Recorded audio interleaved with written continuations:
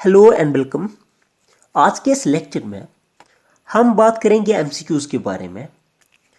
जो 17 टू 24 अगस्त के बीच जो भी एग्ज़ाम्स जेकेएसएसबी ने कंडक्ट करवाए हैं, हम उन एग्ज़ाम्स में से एमसीक्यूज़ डिस्कस कर रहे हैं और ये एमसीक्यूज़ का थर्ड लेक्चर है।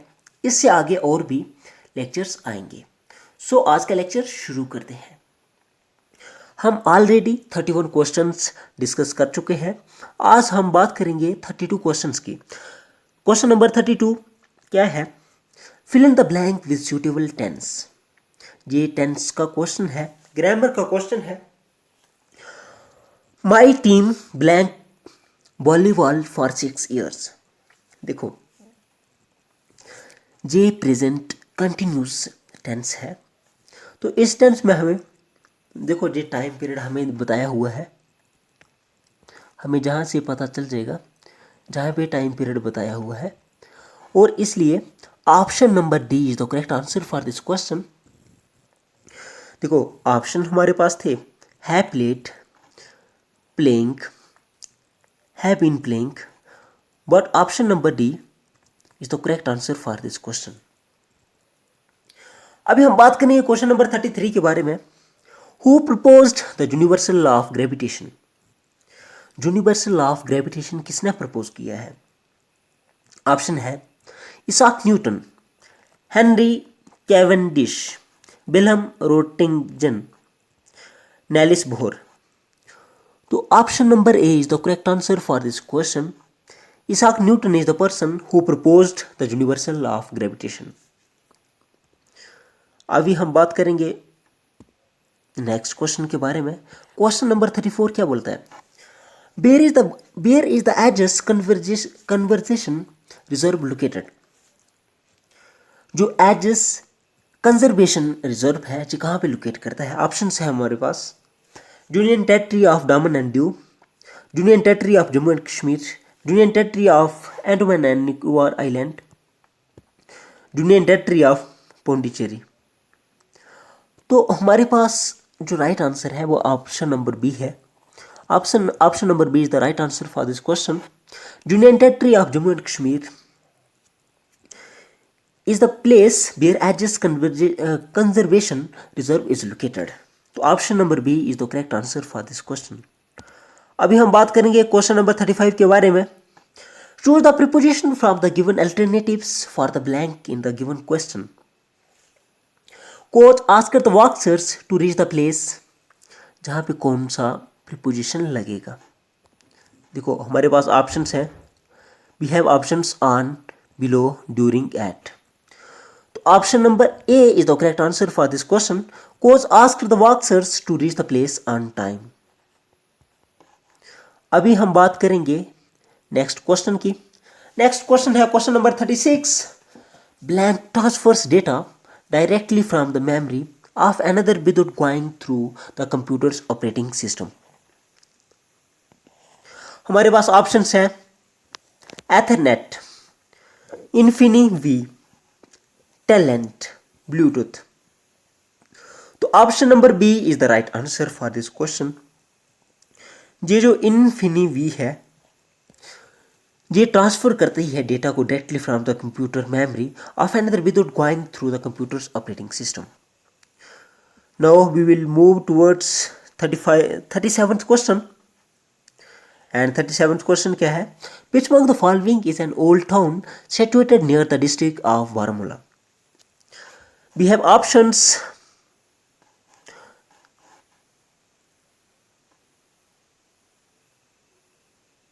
Baramulla,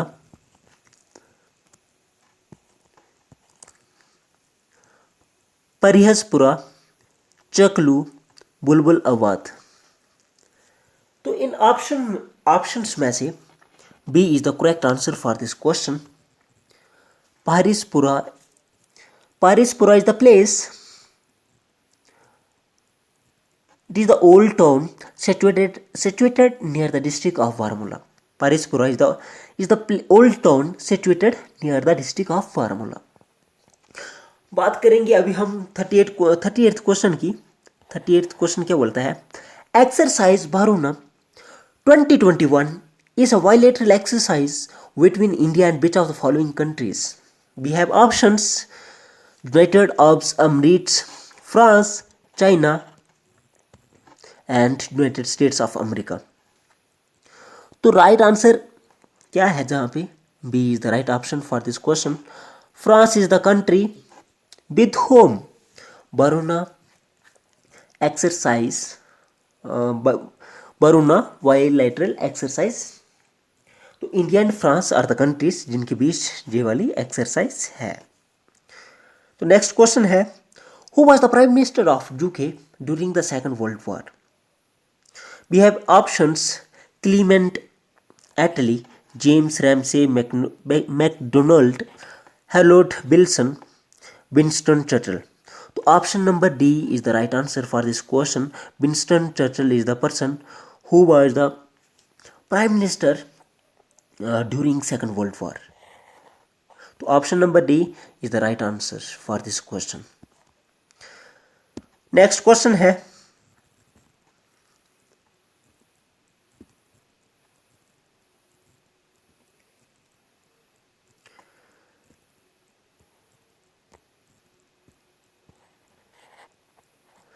in a certain code, in a certain code language, if harmony is coded as ICSOPPZ, then how is problem coded in that language? देखो ये एक रीजनिंग का क्वेश्चन है जहाँ पे अगर हार्मोनी को कोड किया हुआ है एज आई एस, मैं आपको जहाँ ही बताऊंगा. देखो अगर हार्मोनी को इस तरह से लिखें,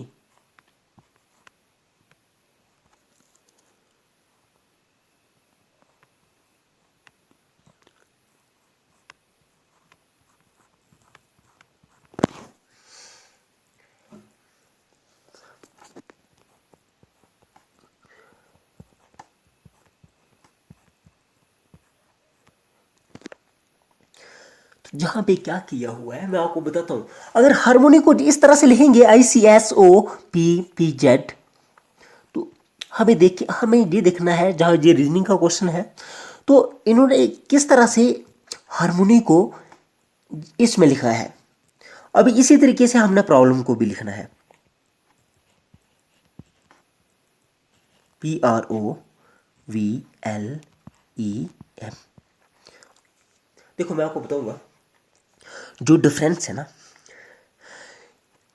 देखो H के बाद I है तो जहाँ पे एक ऐड किया है और A के बाद C है जहाँ पे दो एडिशन किया है, R के बाद एक ऐड किया है, फिर M के बाद जहाँ फिर दो एडिशन किया है, O के बाद P लाया उन्होंने तो एक एडिशन किया है, उसके बाद दो एडिशन किया है, फिर एक एडिशन किया है.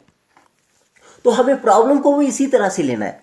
अब देखो हार्मोनी को इन्होंने क्या लिखा है ICSOPPZ, तो हम इन्होंने क्या कोड लगाया हुआ है. देखो एक जगह पहले तो एक प्लस किया है, फिर दो प्लस किया है, फिर एक दो इस तरह से इन्होंने प्लस किया है.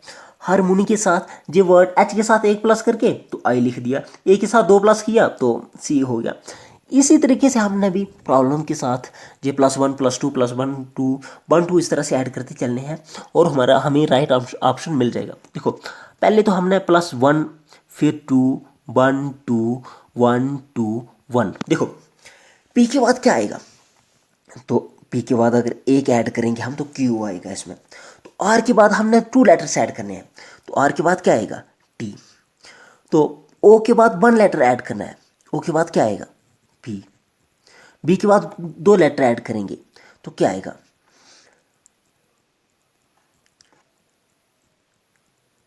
D आएगा. L के बाद A करेंगे तो क्या आएगा M आएगा. और E के बाद 2 लेटर ऐड करेंगे तो क्या आएगा G आएगा. M के बाद एक और लेटर ऐड करेंगे तो क्या आएगा N आएगा.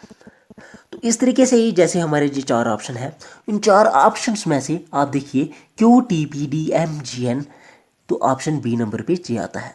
तो option B is the right answer for this question. ये एक रीजनिंग का क्वेश्चन था, बहुत ही ईजी था जहाँ पे हमें थोड़ी थोड़ी ट्रिक लगाना पड़ती है और ये क्वेश्चंस ईजी होते हैं. तो हम मूव करेंगे नेक्स्ट क्वेश्चन की तरफ. नेक्स्ट क्वेश्चन है,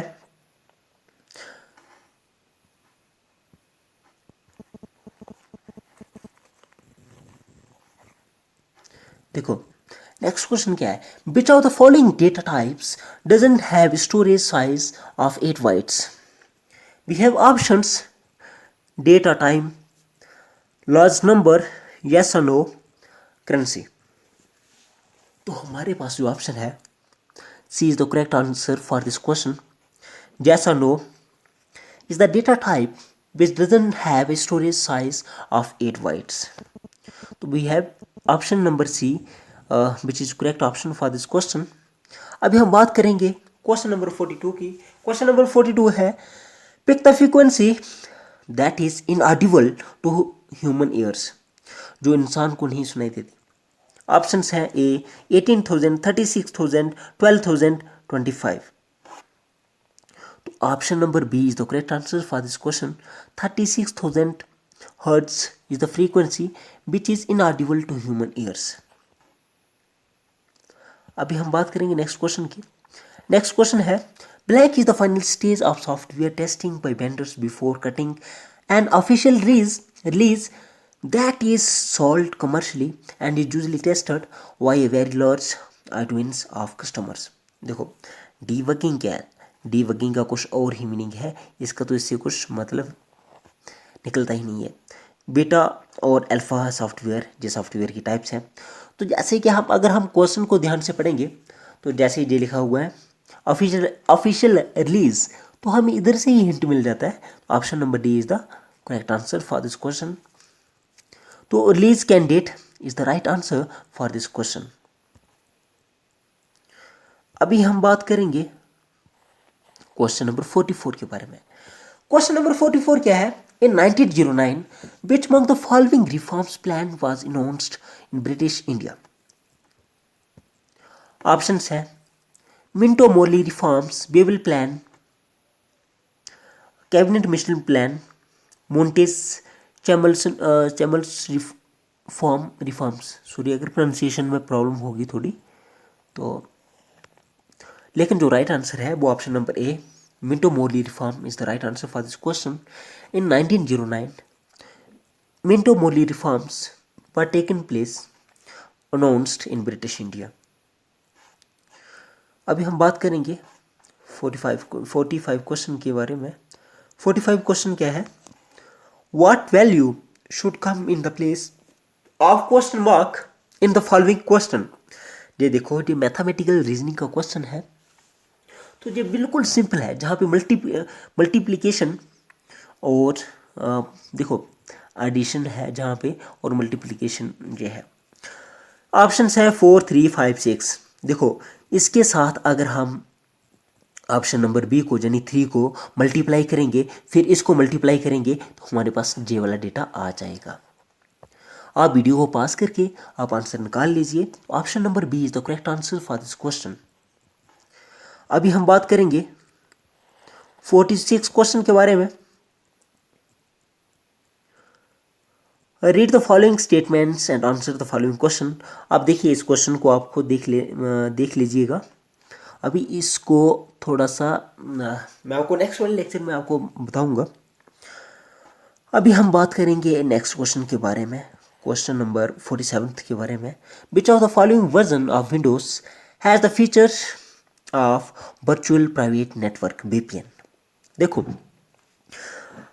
अब जब जम्मू एंड कश्मीर में ये 370 का इशू चल रहा था, इसको जो थोड़ा सा मॉडिफाई किया, और उस टाइम बहुत सारे स्टूडेंट्स, बहुत सारे लोग VPN यूज़ कर रहे थे। और ये जो फीचर है ये कौन सी विंडो प्रोवाइड करता है? Window NT, Windows 2000, Windows 98, Windows Millennium Edition. तो B is the right answer for this question. Windows 2000 is the version, ठीक है, that provides feature of virtual private network. तो आई होप आपको लेक्चर अच्छा लगा होगा। अगर आपको कहीं पे कुछ प्रॉब्लम आती है आप कमेंट बॉक्स में लिखिए, मैं रेक्टिफाई करूँगा। इसके बाद और भी क्वेश्चंस की वीडियोस आएंगी, और जितने भी एग्ज़ाम्स हुए हैं 17 से 24 के बीच हम उनको डिस्कस करेंगे अच्छे से, क्योंकि इससे हमें आने वाले जो भी एग्ज़ाम्स होंगे हमें पता चलेगा JKSSB किस तरह के क्वेश्चंस पूछ सकता है। सो लेक्चर ख़त्म करता हूँ। Thank you and bye.